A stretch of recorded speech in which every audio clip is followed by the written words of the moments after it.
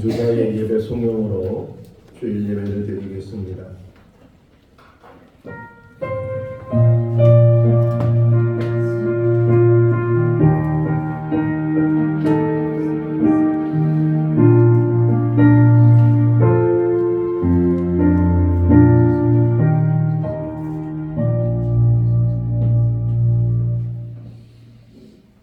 그의 거룩한 이름을 자랑하라.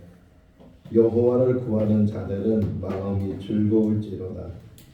여호와와 그의 능력을 구할지어다. 그의 얼굴을 항상 구할지어다. 사랑이 많으신 하나님 아버지, 한 주간도 하나님의 은혜 가운데 살다가 거룩한 날, 주의 전을 삼하는 주의 백성들이 이곳에 모여서 하나님 앞에 예배를 올려드립니다.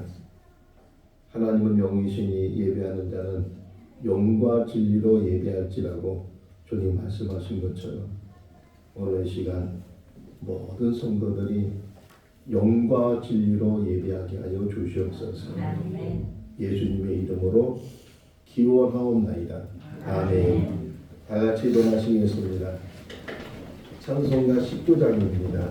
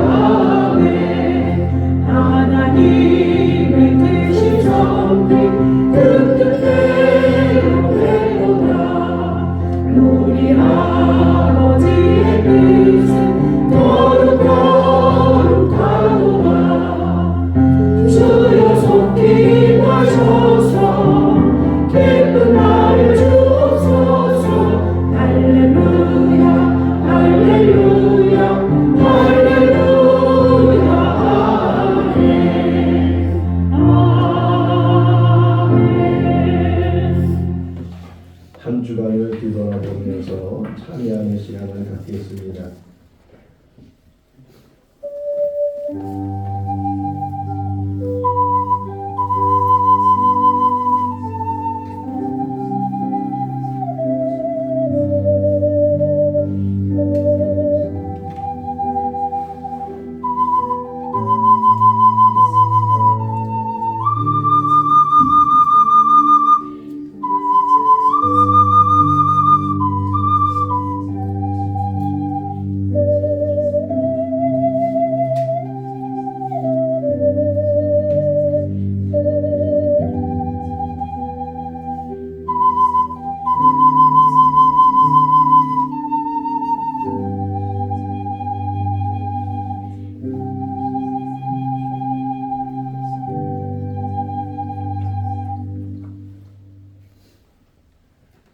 사랑의 하나님 아버지, 하나님은 거룩하신 분이십니다. 내가 거룩하니 너희도 거룩하라 주님 말씀하셨는데 저희들은 저희의 모습을 볼 때마다 늘 부끄럽고 하나님 앞에 엎드릴 수밖에 없는 죄인입니다.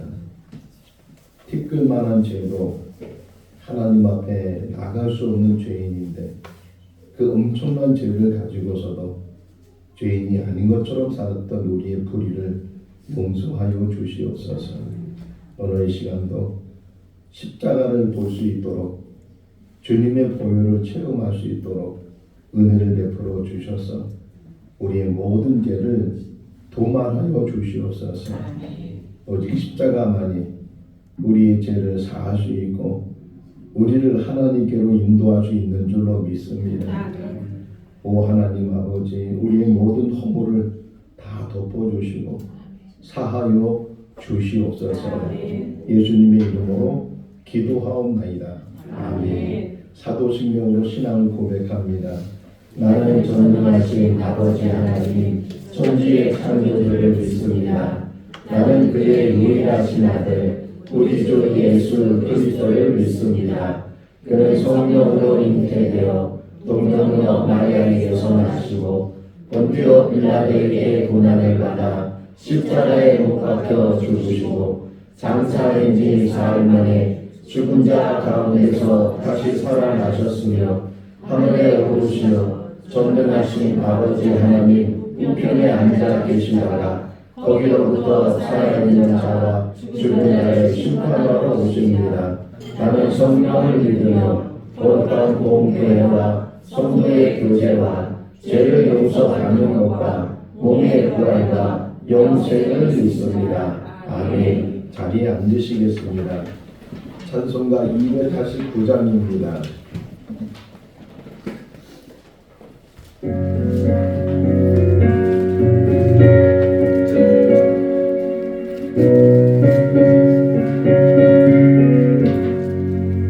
주 예수 내 맘에 들어와 계시고 변하여 새 사랑되고 내가 늘 바라던 장기를 찾으며 주 예수 내 맘에 오시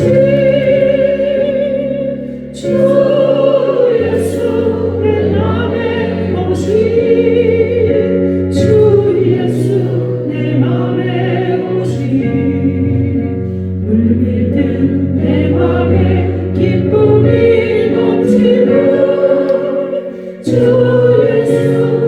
맘에 오시 주 예수 내 맘에 들어와 계시고 망령된 행실을 끊고 머리털보다도 더한 내 죄가 눈보다 더 이어졌네. 주 예수 내 맘에 오시 주 예수 내 맘에 오시 물밀든 내 맘에 기쁨이 넘치고 주 예수 내 맘에 오시 내 맘의 소망을 든든히 가지고 주 예수 내 맘에 오시 의심의 구름이 사라져 버리고 주 예수 내 맘에 오시 주 예수 내 맘에 오시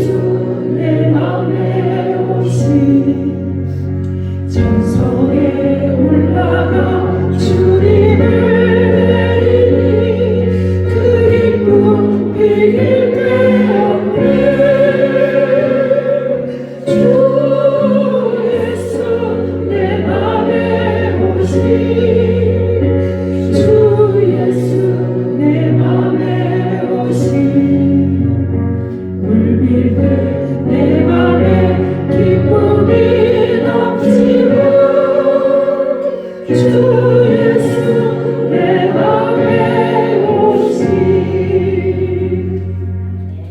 이복용 권사님께서 기도하시겠습니다. 겸손, 슬픔 속에서도 울지 않는 것, 억울해서 울지 않는 것, 걱정할 수밖에 없는 상황 속에서도 걱정하지 않는 것, 사랑할 수 없는 사람조차도 사랑하며 품어주는 것, 용서할 수 없는 사람일지라도 용서하여 주는 것, 참을 수 없어도 화내지 않고 끝까지 인내하는 것, 칭찬이나 비난 가운데서도 침묵하며 따라가는 것, 말씀 순종함이 어려울지라도 믿음으로 순종하는 것, 겸손은 겉사람이 드러나지 않고 속사람이 드러나는 것, 하나님과 가장 가까운 사람이 바로 겸손한 사람. 어떠한 자기 주장도 버리고 오직 모든 것을 주님 뜻에 맡기며 내가 강한 것이 아니라 주가 강함을 보여주니 진정한 겸손. 할렐루야. 지난 한 주간도 눈동자처럼 보살펴 주시고 오늘도 거룩한 날 주님 전에 나와 예배 드릴 수 있는 모든 여건과 건강을 허락하여 주심을 감사드립니다. 예배하신 가운데 만들어주신 선물로 주신 기회를 통하여 주님의 선하신 뜻을 이루는 기회 되고 목사님 말씀을 통해 합당한 믿음과 성품으로 바로 서는 기회 되게 하여 주시고 말씀과 기도와 찬양이 넘치는 기회 되게 하심을 믿습니다. 말씀으로 찬양으로 사역하는 두 분 전도사님 또한 여러 가지 모양으로 봉사하는 손길들 아낌없이 축복하심을 믿습니다. 2주년 예배를 드릴 수 있는 축복을 감사드리며 새롭게 직분을 맡겨주신 주님, 맡은 자가 구할 것은 충성이라 하셨사오니 할 수 있는 힘과 능력 또한 주실 줄 믿습니다. 오직 믿음으로 승리하는 저에게 되게 하시고 아는 것과 믿는 것과 행하는 것이 하나 되어 주님의 영광을 바라보며 한 영혼도 실족하지 않도록 붙잡아 주시옵소서. 어제나 오늘이라 영원토록 동일하시어 사랑하시는 우리 주 예수 그리스도 받들어 감사드리며 기도드렸습니다. 아멘.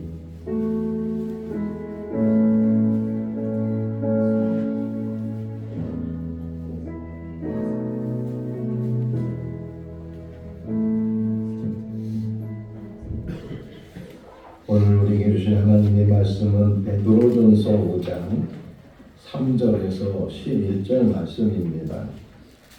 신약성경 381조 베드로전서 5장 3절에서 11절 말씀 한 절씩 교독하겠습니다. 맡은 자들에게 주장하는 자세를 하지 말고 양 무리의 본이 되라.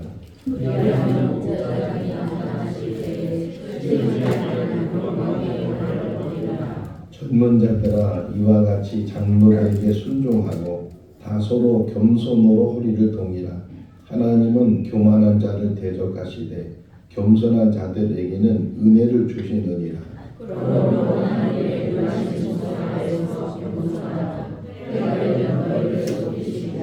너희 염려를 다 주께 맡기라. 이는 그가 너희를 돌보심이라.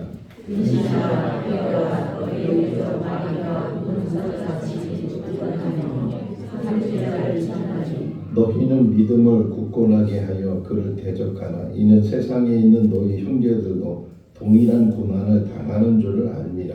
모든 내 하나님 곧 그리스도 안에서 너희를 부르사 자기의 영원한 영광에 들어가게 하시니라. 장한 분야를 당한 너희를 지키는 분들하게 하시며 굳건하게 하시며 강하게 하시며 너를 경고하게 하시니라. 같이요.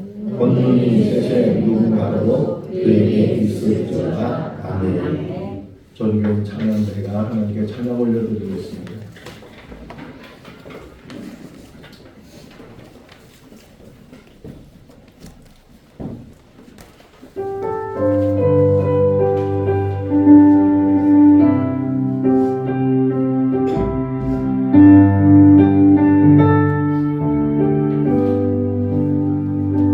슬픔 속에서도 울지 않는 것 억울해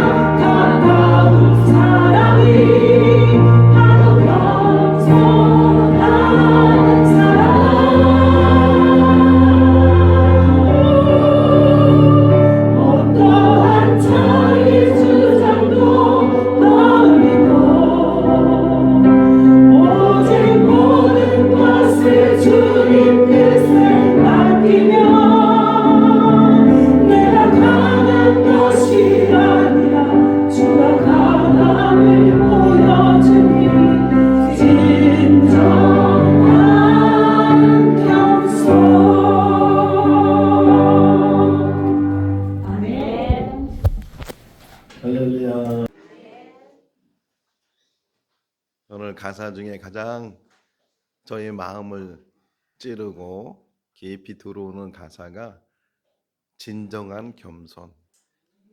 오늘 겸손이라는 단어를 잘 알고 있지만 진정한 겸손이 뭔지 하는 것을 오늘 말씀을 같이 들으면서 다시금 묵상할 수 있는 그런 시간이 될 수 있기를 바랍니다.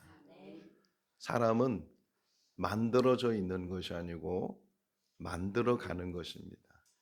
어떻게 생활하느냐에 따라서 어떻게 만드냐에 따라서 좋은 사람이 되기도 하고 혹은 좋지 않은 나쁜 사람이 되기도 합니다. 어느 분야에서든지 가장 높은 곳으로 올라간다는 것은 쉽게 되는 일이 아니고 무단한 노력과 훈련과 교육 속에서 그 분야에 높은 곳으로 올라가게 되는데 그 올라가는 것도 쉽지 않지만 올라간 다음에 그것을 유지한다는 것은 더 어렵습니다. 그 노력한 것 이상으로 노력하지 않으면 얼마든지 추락할 수 있고 뒤질 수 있고 내려갈 수밖에 없는 것입니다. 그러니까 사람이 만들어져 가는데 그 만들어져 가는 그것이 잘 만들어졌다고 해서 거기서 다 된 것이 아니고 그 만들어진 것을 계속 유지하기 위해서. 근데 사람을 만드는 여러 가지 요소 중에 가장 중요한 게 성품이에요. 그러니까 어떤 성품을 만드느냐에 따라서 그 사람이 좋은 사람이 되기도 하고 또 그 성품 때문에 잘못된 성품, 나쁜 성품, 그 성품 때문에 그 사람이 무너지기도 하는데 그 성품을 만들어가는 그 과정도 참 어렵지만 그것을 계속 유지한다는 것이 쉽지가 않다. 그러니까 이 정도면 되겠지. 내가 그래도 이만큼 노력했는데, 이만큼 애를 썼는데, 그런 생각을 가질 때 곧 넘어질 수 있고 추락할 수 있다.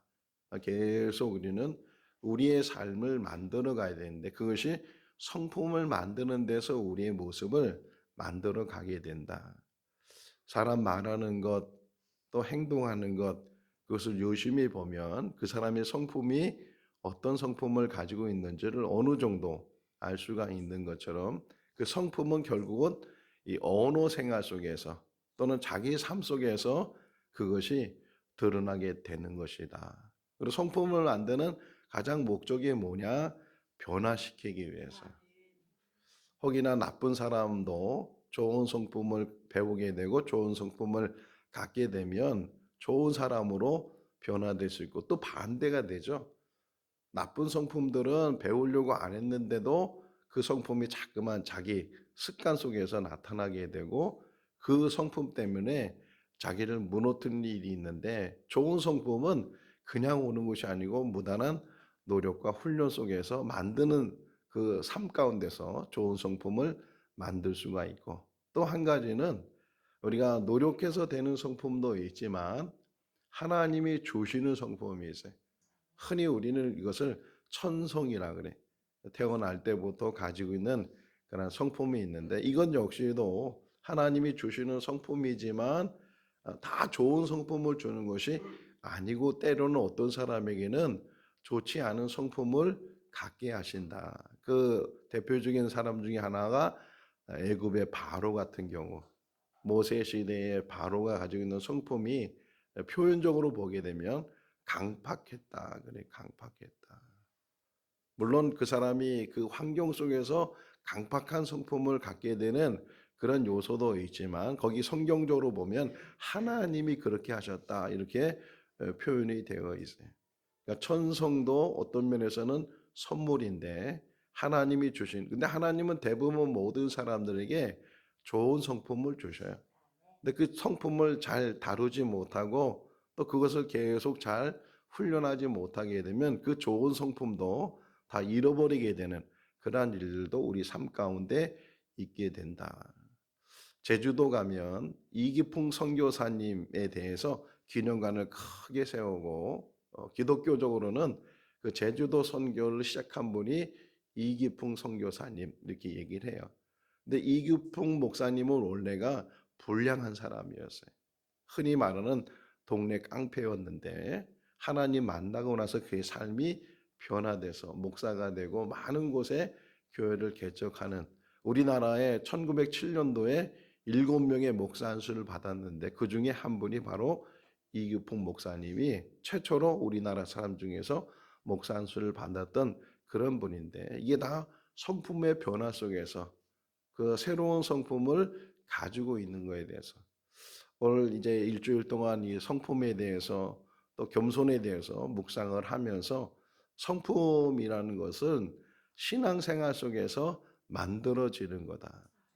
그러니까 우리가 이렇게 신앙생활 하는 가운데 1년을 다니든 10년을 다니든 그 신앙생활 그 기간 동안에 하나님은 계속 우리에게 좋은 성품을 만들어 주시는 그런 일을 하시고, 또 우리들도 좋은 성품을 만들어가는 그런 훈련에 내가 노력을 해야 되는데, 그것을 깨닫지 못하면 그냥 교회는 왔다 갔다 하는데 이 신앙생활을 하는 연조는 길어지는데도 불구하고 좋은 성품을 만들지 못하는 그런 일들도 있다는 거예요. 또 성품이라는 것은 개별적으로 이렇게 만들어지기도 하지만 그것이 연계돼서, 그러니까 하나의 좋은 성품을 만들게 되면 그 좋은 그 하나의 성품이 또 다른 좋은 성품들을 계속 연결해서 그 사람을 아주 좋은 사람으로 만들어 갈 수가 있는데, 그 중에 아주 중요한 요소가 겸손이라는 거예요.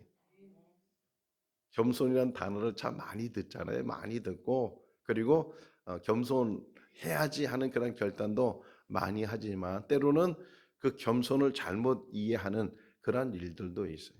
자, 예수님 시대에 예수님을 어렵게 한 그 무리들이 여러 무리들이 있었는데 그 중에 대표적인 무리들이 바리새인들이죠.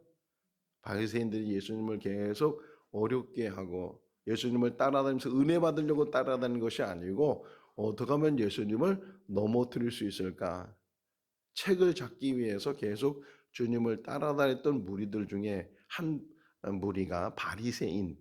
인자를 좀 빼면 바리새란 뜻이잖아요. 바리새. 그 바리새파, 뭐 사두개파 이렇게 얘기했는데 원래 그 취지와 그 의미는 아주 좋은 쪽에서 시작이 돼요. 바리새라는 말은 구별하다 그런 의미를 가지고 있는데, 우리가 신앙생활 제대로 못했기 때문에 하나님으로부터 벌을 받게 되고 뭐 포로로 끌려가기도 하고 뭐 그런 것을 깨닫고 나서 그 한 무리들이 이제 우리는 말씀으로 돌아가겠다, 구별된 삶을 살겠다, 하나님만 믿고 하나님의 말씀만 순종하며 살겠다라고 시작된 게 바리새인들, 바리새파라고 하는데, 그런데 그 시작이 너무 좋은 취지에서 시작이 됐는데 예수님 시대에 그것이 이제 몇백 년 됐을 거 아니에요. 그 내려오면서 이 그 취지가 변질이 되는 거예요. 성품이라는 게 처음에는 좋은 성품을 가지고 시작을 했는데 그 성품이 제대로 이제 세워지지 않으면, 제대로 깨닫지 못하면 그 성품도 변질이 될 수가 있다는 거예요. 그러니까 처음에 바리새인들이 가지고 있는 그 어떤 마음이나 그 성품은 겸손한 성품이 그 안에 담겨져 있었어요. 근데 이게 시대가 흐르면서 계속 이 겸손이라는 것을 그대로 잘 유지하지 못하니까 이게 변질이 돼서 오히려 교만이 되고 자만이 되고 자랑이 되고, 그러니까 예수님 시대에 와서 벌써 이 바리새인들의 변질된 모습들이 바로 겸손해야 될 그 자리에 겸손이 없어지니까 그 겸손의 자리에 교만이 들어가고 자만이 들어가고 자랑이 들어가고 자꾸만 형식적이고 외식적이고 드러내려고 하고 칭찬 들으려고 하고 그런 모습들이 예수님 시대의 바리새인들에게 있었다는 거예요.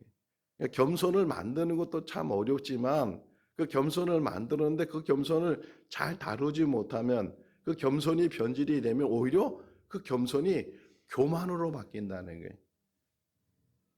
신앙생활 하면서도 마찬가지예요. 정말 시작할 때는 겸손으로 시작을 했는데 그 겸손을 제대로 다루지 못하고 겸손의 뜻을 제대로 깨닫지 못하니까 그 겸손이 오히려 교만한 것으로 바뀌어지게 된다. 다음 주에 우리 임직식이 있는데 임직 받는 분들, 또 임직 받는 분들뿐만 아니라 우리들 모두가 이 겸손이 뭔지를 잘 우리가 오늘 숙지를 하고 또 묵상을 해서 이게 겸손이구나. 제일 마지막 이제 설교 부분에 그것을 다시금 결심하고 결단하는 그런 시간을 가질 수 있기를 바랍니다. 자, 겸손의 가장 대표적인 것을 우리는 뭐라고 그러냐면 사양하는 것. 아유, 저는 부족해요. 근데 이 사양하는 게 어떤 면에서는 겸손의 모습이지만 이게 잘못 변질이 되면 그거보다 더 교만한 것이 없어요.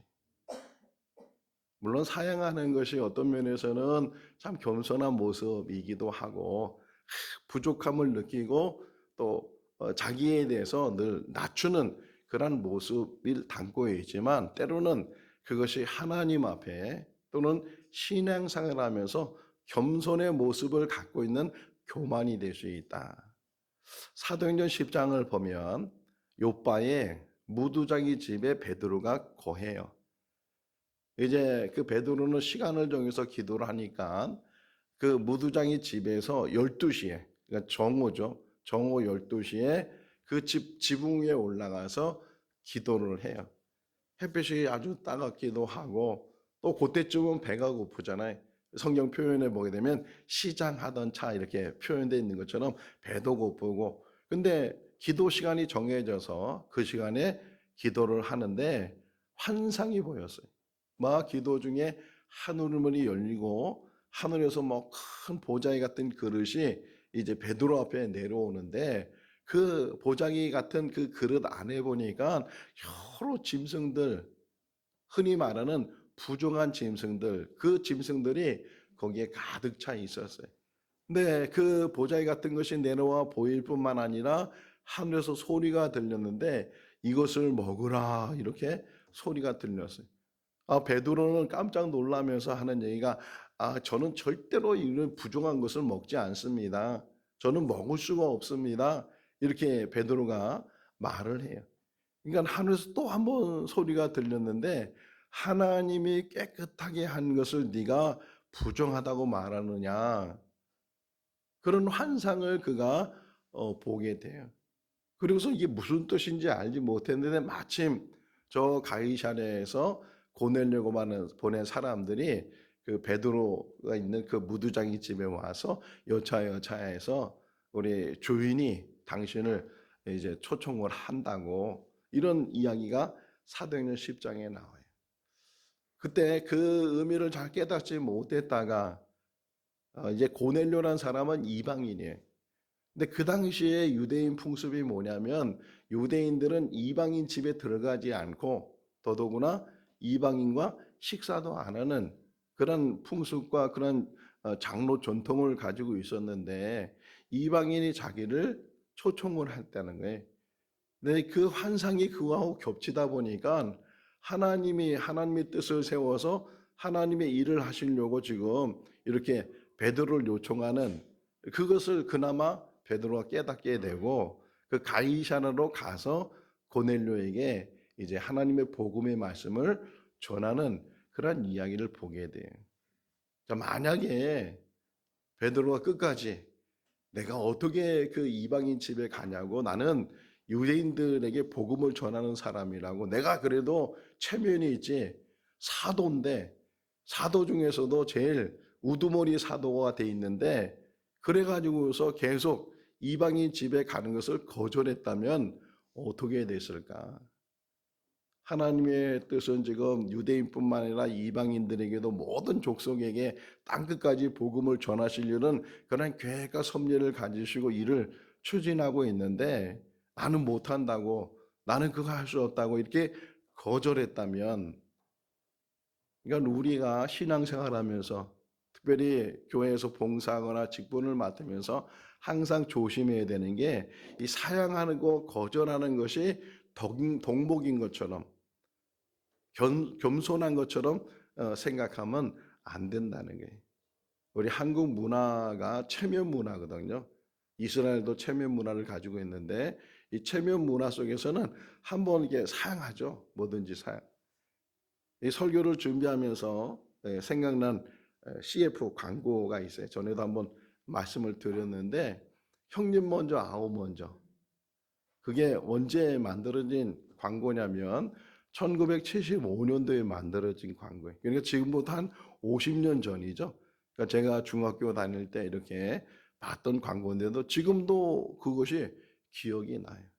형님은 구봉서 씨, 동생은 곽기석 씨 이렇게 해서 이제 라면 선전을 하는 거예요. 형님 먼저 드시오 농심라면, 아우 먼저 들게나 농심라면, 형님 먼저, 아우 먼저, 형님 먼저, 아우 그럼 제가 먼저 이렇게. 그 마지막 부분이 중요해. 형님 먼저 드시오, 아우 먼저 드시게. 뭐 이렇게 하면서 몇 번 왔다 갔다 하다가 제가 먼저 딱 이렇게 했을 때 한번 인터넷 들어가 다 볼 수 있어요. 지금도 있는데 그때 딱 곽기석 씨가 그것을 딱 그럼 제가 먼저 이렇게 했는데 구봉서 씨 얼굴이 탁 보여요. 너무 아쉬워가지고 한 번만 더 자기한테 양보를 해줬으면 못 이긴 척하고 자기가 먹으려고 했는데 한 번 걔 뭐 더 양보한 게 지금 제가 먼저 이렇게 하니까 그 구봉서 씨의 표정이 이 겸손에 대해서 우리에게 보여주고 있어요. 마음으로는 이렇게 의도가 있고 생각이 있는데도 체면 때문에 이게 한번 사양하고 거절하고 그런 거 있잖아요. 아 이거 가지시라고 아유 괜찮다고. 그러면 기한 가면 얼마나 서운해요. 한 번만 더 이렇게 좀 하면 그거 받았을 텐데 그런 것들. 겸손이 뭐냐? 겸손은 우선 제가 늘 단어를 사전적으로 먼저 설명하잖아요. 사전을 찾아봤어요. 겸손의 단어가 어떤 의미를 가지고 있나 이렇게 돼 있어요. 사전적인 의미는 남을 존중하고 자기를 낮추는 태도. 시작. 남을 존중하고 자기를 낮추는 태도. 제가 이렇게 한번 반복시키는 거는 좀 마음에 새겨두라는 뜻이에요. 그냥 한번 이렇게 듣고서 잊어버리지 말고 나중에라도 물어보면 겸손이 뭐냐 그러면 남을 존중하고 자기를 낮추는 태도 이게 겸손의 의미를 가지고 있는 거예요. 자 그런데 상황적으로 보면 요 겸손을 우리가 잘 이해를 해야 돼요. 바로 그 문장을 보면 남을 존중하고 자기를 낮추는 것 이게 겸손이라고 하잖아요. 제가 직장에 이 직책을 잘 모르는데 그냥 이렇게 제가 한번 정해봤어요. 세 사람이 있는데 한 사람은 상무, 높은 직책인가요? 높은 직책이겠죠. 그리고 한 사람은 과장, 한 사람은 말단 직원. 이렇게 세 사람이 있다고 해봐요. 세 사람이 있으면 그 과장을 중심으로 해서 상무에게 겸손한 것은 당연한 거예요. 당연한 거. 직책 속에서 당연한 거예요. 근데 혹이나 이 과장이 말단 직원에게 겸손한 것은 진정한 겸손이에요. 그러니까 나보다 높은 사람, 나보다 뭐 가지고 있는 사람 이런 거에 대해서 사람들이 늘 겸손해지잖아요. 그건 당연한 겸손이야. 당연한. 그러니까 모든 사람은 다 겸손을 가지고 있는데 그걸 겸손의 전부라고 생각하면 안 된다는 거예요. 진정한 겸손이 뭐냐? 내가 더 높은 자리에 있는데도 불구하고 나보다 낮은 사람의 그 밑으로 내려갈 수 있는 것. 마태복음 11장 29절 말씀을 보게 되면 예수님 말씀이잖아요. 내 마음은 나의 마음은 온유하고 겸손하니 잘 알고 있는 지식인데 제가 겸손의 단어를 묵상하면서 정말 예수님이 왜 그 말씀을 어떻게 그 말씀을 하셨는지를 다시금 깨달았어요. 다시금 느끼게 됐어요. 성경 찾아보겠습니다. 빌립보서 2장 6절과 7절 말씀이 예수님이 어떻게 이렇게 말씀하셨는가? 빌립보서 2장 6절과 7절 신약성경 318쪽 6절 7절 읽어볼까요? 그는 근본 하나님의 본체시나 하나님과 동등됨을 취할 것으로 여기지 아니하시고 오히려 자기를 비워 종의 형체를 가지사 사람들과 같이 되셨고 하나님이신데 예수님은 하나님이시잖아요.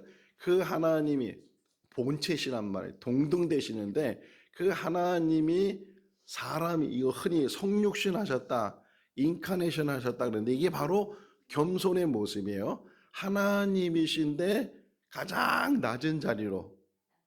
예수님이 어디서 태어나셨어요? 마구간에서. 어떤 면에서는 의도가 있으세요. 가장 낮은 자리가 어떤 자리인가를 뭐 물론 베들레헴에 방이 없어서 늦게 도착해서 이 마구간에서 막 진통이 오고 막 양수가 터지고 막 그러니까 어쩔 수 없이 간 곳이 마구간이고 그래서 태어나서 구유에 누웠는데 그럼에도 불구하고 그 모든 사건 속에서 가장 낮은 곳으로 오시는 하나님이 가장 높으신 분이잖아요. 가장 높으신 분이 가장 낮은 곳으로 가장 천한 곳으로 애기들 장소에 따라서요. 애기가 비행기 타고다 거기서 출생하면요. 뭐라 그래요? 그 비행기 회사가 그냥 무료로 그냥 평생 뭐 비행기 표를 준다고 뭐 그런 얘기도 없잖아 있는데 가장 낮은 곳으로 오신 분이 예수 그리스도이시다. 그러면서 8절 말씀 보세요. 빌립보서 2장 8절 읽어볼까요? 사람의 모양으로 나타내사 죽기까지 복종하셨으니 곧 십자가에 죽을 자기를 낮추시고 요 의미는 자기 스스로 자기를 낮추는 거예요.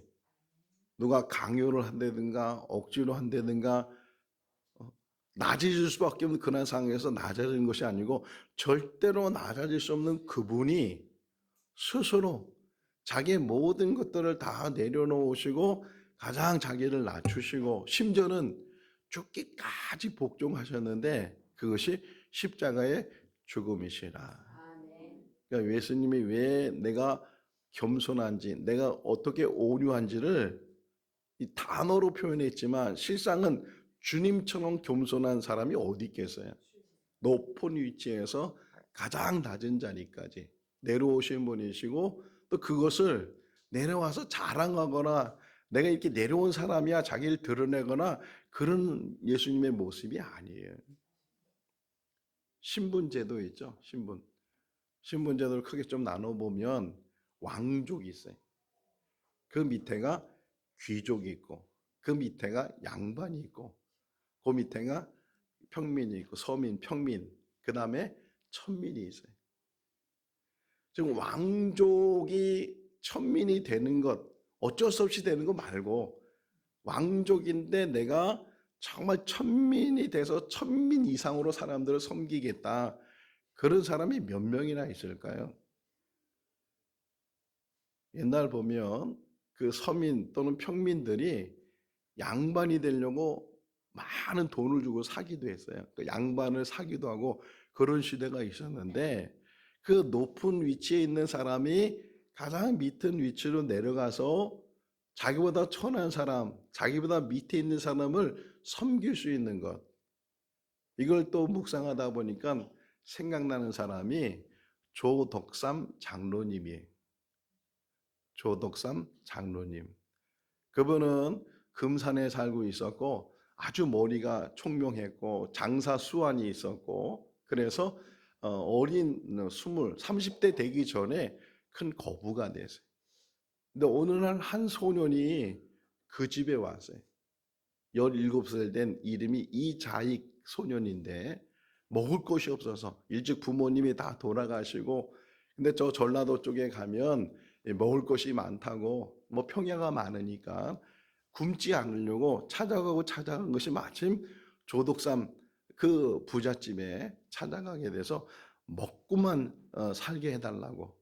그래서 그 집에 모숨으로 들어갔어요. 근데 그 마침 금산에 이제 선교사님 한 분이 오셔서 테이트라는 선교사님이 거기에 이제 복음을 전하는데 그때는 말 타고 다니잖아요. 근데 그 조덕삼이라는 사람이 여관처럼 뭐 음식도 팔고 이렇게 손님이 오면 말도 이제 이렇게 보관해주고 그런 일들에서 돈을 많이 벌었는데 그러다 보니까 이 테이트 선교사님하고 자연스럽게 가까워지게 되고 복음을 듣게 되고 그러면서 예수를 믿게 됐어요. 그러는 가운데 이 조덕삼 이 부자가 자기 종으로 들어온 이 이자익을 같이 데리고 이제 교회로 가기 시작을 해서 같은 해에 세례를 받았어요. 1906년도에 세례를 받고 그다음에 이 테이트라는 사람 선교사님이 보니까 참 신실해. 그래서 그 노예에다가 이 두 사람을 천거를 하기를 장로가 될 수 있도록. 근데 지금도 마찬가지지만 이게 장로 허락을 받으면 그냥 장로가 되는 것이 아니고 그 교인들이 투표를 하잖아요. 그래서 허락을 받아서 이 조독삼 주인하고 머스민 이 이자익 이 두 사람이 장로 투표를 했는데 놀라운 거는 이자익은 되고 주인인 조독삼은 안 됐어요. 찬물을 끼얹는 것처럼 자기들이 투표를 했지만 너무 놀라운 결과가 나와서 모두 조용하게. 테이트 선교사님도 어찌 할 바를 몰라가지고서 주인이 돼야 되는데 그 주인이 되지 않고 그 집의 종이 됐으니까. 근데 그 조독산 주인이 손을 번쩍 들면서 할 말이 있다고. 그래서 앞으로 나왔어요. 하는 얘기가 참 우리 성도님들은 지혜로우시고 훌륭하시다고. 우리 이자익 그때는 이제 영수라는 직분이 있었는데 우리 이자익 영수가 참 하나님을 잘 믿고 신실하고 정말 잘 세웠다고. 제가 이분을 장로님으로 잘 모시겠다고. 그래서 모든 교인들이 거기에 감동을 받게 되고 그 마을에 소문이 나게 되고 그런데 거기서 끝나는 것이 아니고 뭐 2년 후에 이제 그분도 장로님이 됐는데 그 조독삼 장로님이 그 이자익 그 종 자기 모습이었던 이자익 그 종을 평양신학원을 보내. 신학 공부하도록. 그리고 모든 생활비를 다 책임져 주는 거예요. 그런 다음에 목사가 됐는데 다시 그 금산교회로 청빙을 해. 자기 몸종이었던 사람인데 장로님으로 섬겨주고 또 목사님, 담임 목사님으로 섬겼던 분이 조독삼 장로님이죠.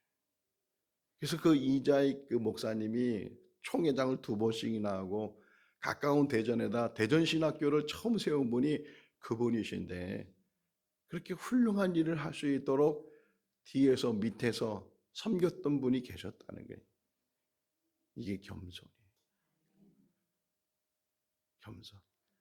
기분이 얼마나 나쁘겠어요. 내가 주인인데, 내가 어른인데, 근데 그걸 다 내려놓았다는 거예요. 결론을 하나 말씀을 드리려고 그래요.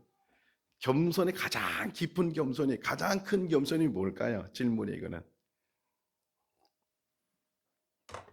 질문하는 이유는 깊이 생각하고 오랫동안 생각하고 있으라고 질문을 해요.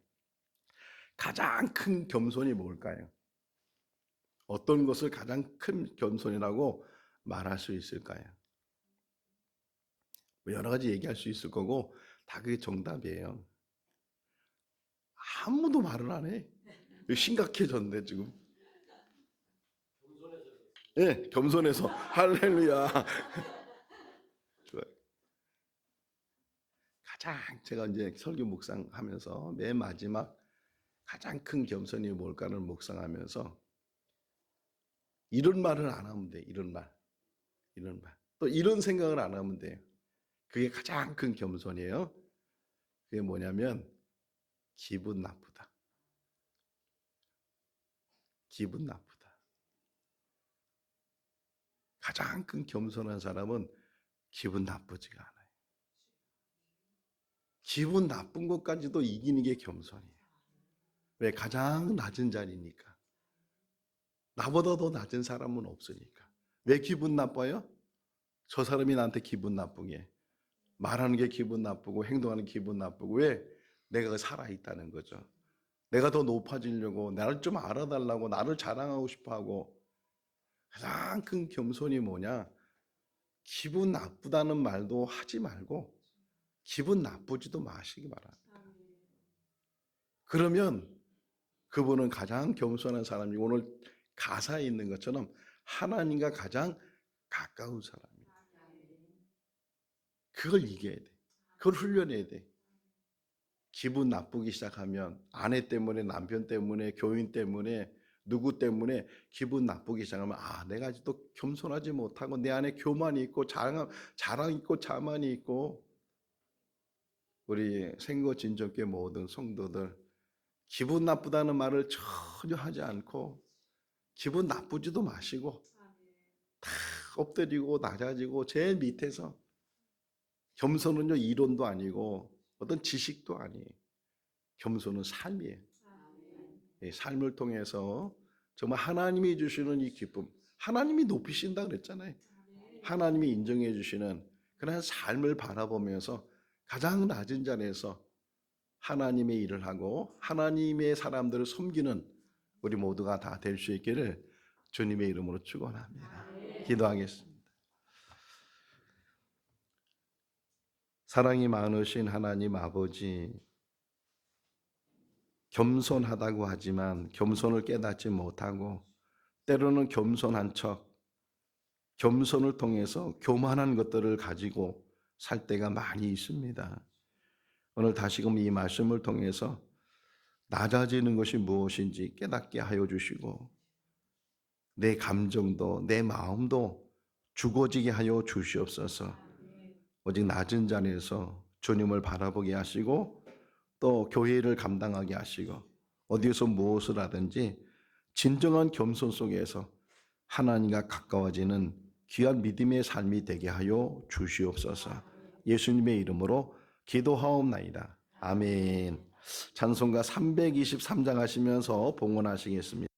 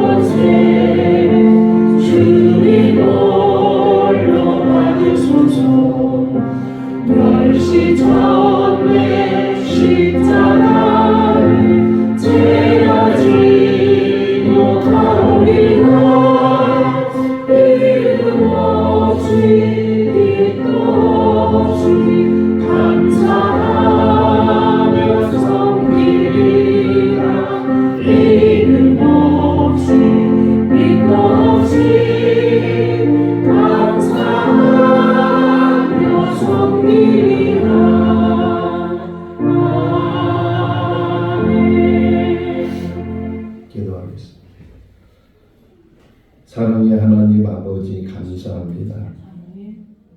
주고 마땅한 죄인인데 사랑해 주시고 택해 주시고 자녀되게 해주시고 감사합니다. 또 이곳에 살면서 생거진정교회 성도되게 해주시고 이렇게 모여서 하나님 앞에 예배자로 세워주시고 감사합니다. 또 하나님 앞에 나오면서 어려운 경제 속에서도 하나님께서 구별하여 하나님 앞에 드리는 예물, 주님 그 마음과 그 중심과 그 믿음을 보시고 흡양하여 주시옵소서. 하늘에 쌓아주실 뿐만 아니라 이 땅에 사는 날 동안에도 부족함이 없게 해주시고 필요한 모든 것을 주시되 차고 넘치게 하여 주시옵소서. 감사하고 예수님의 이름으로 기도하옵나이다. 아멘. 10월달 성구 한번 같이 읽겠습니다. 요한복음 1장 12절 14절. 영접하는 자, 곧 그 이름을 믿는 자들에게는 하나님의 자녀가 되는 권세를 주셨으니 이는 혈통으로나 육정으로나 사람의 뜻으로 나지 아니하고 오직 하나님께로부터 난 자들입니다. 말씀이 육신이 되어 우리 가운데 거하시니 우리가 그의 영광을 보니 아버지의 독생자의 영광이요 은혜와 진리가 충만하더라. 아멘. 교회 소식입니다. 이제 다음 주면 우리 교회 창립 2주년이 되게 되고 우리 감사한 것은 창립 2주년 맞이해서 입당 감사 예배 그리고 인직 예식을 같이 하게 됐습니다. 특별히 우리 인직 받으시는 분들 기도로 준비를 하고 있고 마음으로 결심 결단을 하고 있는데 이 인직 예식을 위해서도 기도를 많이 해 주시기를 바라고 예배 마치면은 먼저 우리 임직자들 리허설을 좀 하려고 해요.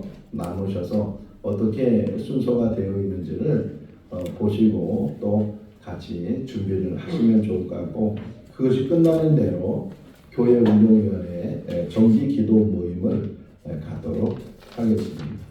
지금 피택하신 분들은 주일날 10시에 모여서 같이 합심해서 기도로 준비를 하고 있는데 우리 임직자들을 위해서도 기도를 많이 해 주시기를 바라고 11월 첫째 주가 성례주일이에요. 세례 받으실 분들은 세례 신청을 하시고 그래서 제가 어떻게 만들다 보니까 교회 목회 계획 속에서 11월 셋째 주를 추수감사주일로 이렇게 정해놨는데 그냥 그렇게 해야 되겠어요.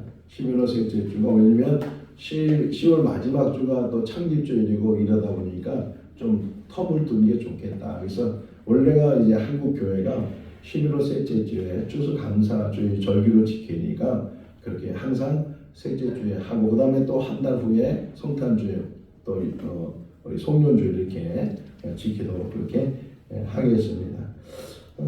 시각장애인 진천군 지회 우리 신은순 집사님 회장님이신데 이번 25일 날 11시에 하늘 예식장 1층에서 제45회 흰지팡이 행사를 하게 됩니다. 한 달 이상으로 준비한 아주 큰 행사고 또 진천 지회 회원들만 모이는 것이 아니고 충북에 있는 각 지회의 회원들도 오셔서 같이 참여를 하게 되고 작년에 제가 가보니까 그냥 가득 찼더라고요. 사람들이 많이 오셔서 같이 좋은 시간들을 갖고 있는데 우리 신선 집사님이 잘 준비를 하시는 것 같아요. 또 이강래 전사님 가서 또 같이 협력도 해주시고 이제 그럴 텐데 위해서 기도를 해 주시기를 바랍니다. 우리 정득현 집사님이 우리 교회를 위해서 소방 교육을 받으시고 다 수료를 해 주셨습니다. 이런 건물에는 꼭 소방 관리자가 한 명이 지정돼 있어야 된대. 근데 우리가 없으면 다른 데서 섭외를 해서 월 얼마씩 이렇게 돈을 들여야 되는데 우리 정 집사님이 시간을 내서 훈련을 교육을 다 받으시고 우리 박수 한번 할까요? 제가 몇 주 전에 들으니까요 이게 대단한 직책인데 무슨 직책이냐면 혹이나 이 건물에 화재나 이런 문제가 생기면 그분이 책임지는 거네. 그러니까 이거 무서운 책임이에요. 그러니까 우리가 절대로 화재되면 안 되고 불나면 저 구속. 네, 그러니까 그런 면에서 정말 책임감을 가지고 이렇게 하셨는데 너무 감사하고 이런 분들이 우리 교회 한 분 한 분 계셔서 우리 교회가 지금 이렇게 잘 성장하고 있는 줄 압니다. 정말 잘 섬겨주시고 겸손히 뭔가를 쭉 설명하다가 정 집사님 얘기도 생각이 났댔어요. 그 회사 가면은 사장님이시고 커피 다 이 밑에 있는 사람이 가져오는데 여기서는 커피 나는 걸 일어나니까 참 귀하다. 늘 낮은 자리에서 그 섬기는 우리 성도님들이 다 되면 좋겠다 생각이 됩니다. 다 같이 일어나셔서 찬송가 171장 1절 하시겠습니다.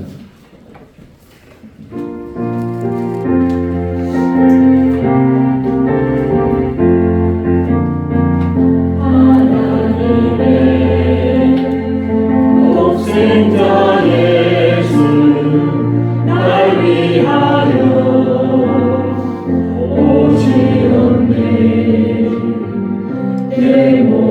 죄 사시려고 십자가 지셨으나 다시 사셨네. 살아계신 주 나의 참된 소망 두려움이 사라지네. 사랑의 주의 달빛 도라니 내 모든 삶의 기쁨 늘 충만하네. 우리 옆 사람 또 앞뒤로 인사하겠습니다. 주님 안에서 사랑합니다.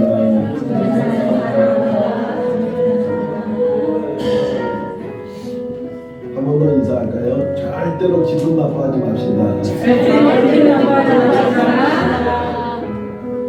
가정에서도 교회에서도 직장에서도 어떤 일이 있어도 기분 나쁘지 않도록 이렇게 겸손을 배우는 우리들이 수 있기를 바랍니다. 축복하겠습니다.